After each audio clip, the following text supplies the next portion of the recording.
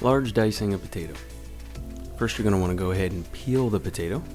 Make sure you peel it thoroughly, leaving no sprouts or eyes, no skin at all. Cut off the ends of the potato. And then, since it's rounded in shape, square off the sides.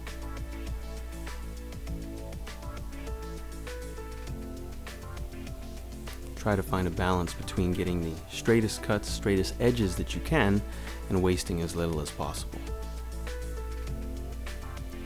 For a large dice, the dimensions are going to be 3/4 of an inch by 3/4 of an inch by 3/4 of an inch cube. When you're first getting started, nothing wrong with lining the potato up against your knife cut guide, just to double check your measurements, see how many you think you'll get. You make your first cut 3/4 of an inch thick.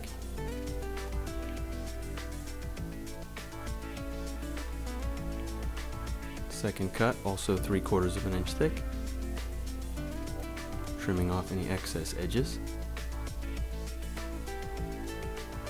And then go ahead and make your final cut, giving you your large dice cube. Larger cuts, be careful, imperfections are easier to see than on smaller cuts. Large dice potato.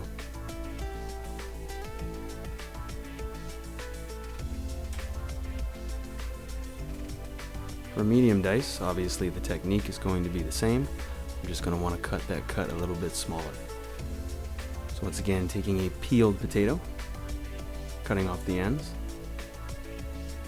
and then flattening out the edges. Nice straight edges, minimal waste. It's always a good idea to save peeled potato scraps, perhaps to use in other applications. Mashed potatoes being a good example.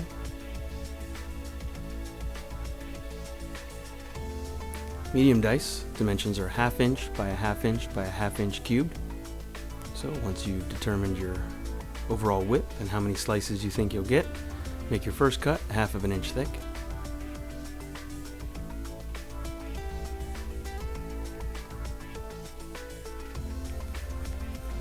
Once you've cut your initial sheets, and take them, make your second 1/2 inch cut.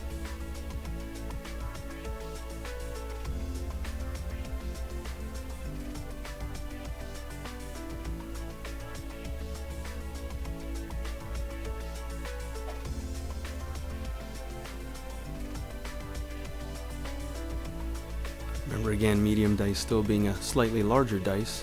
You want to be very careful that your edges are straight and that your squares are cubes, because the imperfections are much easier to see.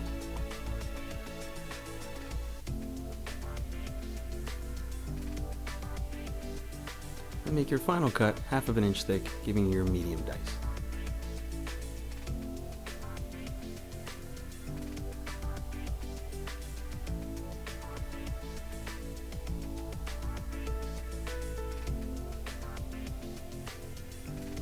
Moving on to small dice potatoes. Technique is the same as per the large and medium dice. Cut off your edges, square off the potato. This time for small dice, we're going to be shooting for 1/4 inch by 1/4 inch by 1/4 inch cubes. When first learning your cuts, there should be a clear differentiation in size between the large, medium, and small dice. It's very common at first for students to veer on the large side, so just pay close attention to making sure that your cuts are the size they're supposed to be. Here we cut our 1/4 inch thick sheets.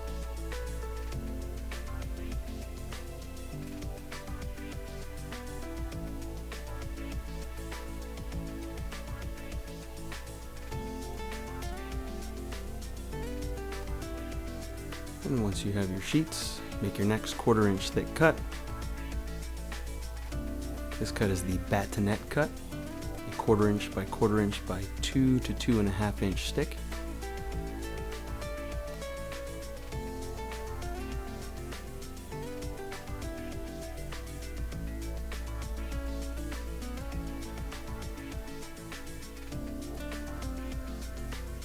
And then when you feel comfortable, Try stacking 2 slices on top of each other, thereby doubling your productivity.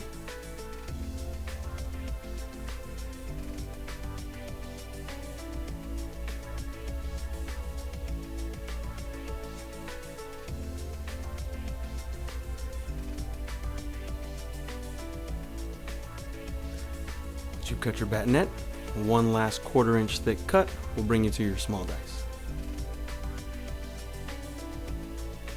These smaller cuts can be harder to see, and just because the imperfections are a little bit harder to see doesn't mean you should place any less care in the cut.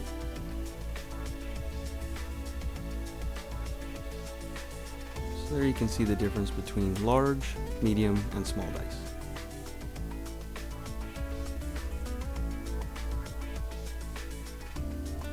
As previously mentioned, for the batonette cut, which is what we did on our way to getting these small dice cut, we want to have a 1/4 inch by 1/4 inch by 2 to 2.5 inch stick. The batonette should be as long, if not longer, and thicker than a julienne.